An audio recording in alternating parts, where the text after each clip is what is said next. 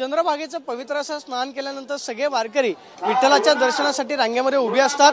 मी आहे सध्या गोपाळपूर रस्त्यावरती वारकऱ्यांसाठी उभे राहण्यात आलेल्या पत्रा शेडमध्ये। आपण पाहतोय की सगळे वारकरी जे आहेत ते सकाळपासूनच विठ्ठलाच्या दर्शनासाठी रांगेमध्ये उभे आहेत। या सगळ्या वारकऱ्यांसाठी पत्रा शेडची व्यवस्था जी आहे त्या ठिकाणी प्रशासनाच्या वतीने करण्यात आलेली आहे।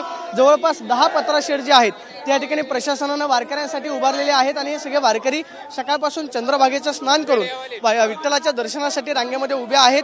जवळपास 4 ते 5 तास विठ्ठलाचं दर्शन घेण्यासाठी या सगळ्या वारकऱ्यांना लागत असतात आणि हे सगळे वारकरी त्याच भक्तिभावाने चंद्रभागेचं स्नान केल्यानंतर पंढरपूरमध्ये विठ्ठलाचं दर्शन घेतात। मात्र आपण पाहतोय गोपाळपूर पर्यंत म्हणजे जवळपास 2 ते 3 किलोमीटर पर्यंत ही दर्शनाची रांग जी आहे ती वारकऱ्यांच्या या ठिकाणी झालेली आहे। गोपाळपूर रस्त्यावरती हे पत्रा शेड जे आहे ते उभारण्यात आलेलं आहे। मात्र हे सगळे वारकरी जे आहेत मोठ्या भक्तिभावाने विठ्ठलाचं दर्शन घेतील आणि गोपाळपूर रस्त्यावरती पत्रा शेडमध्ये वारकऱ्यांची गर्दी जी आहे ते दर्शनासाठी विठ्ठलाच्या या आषाढी एकादशीच्या पार्श्वभूमीवर झाल्याचं आपल्याला पाहायला मिळतंय।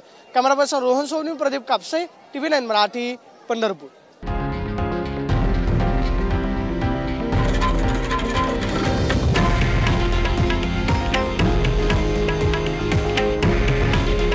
हे आहे देशातील नंबर 1 न्यूज नेटवर्क आणि आपण पाहत आहात TV9 मराठी।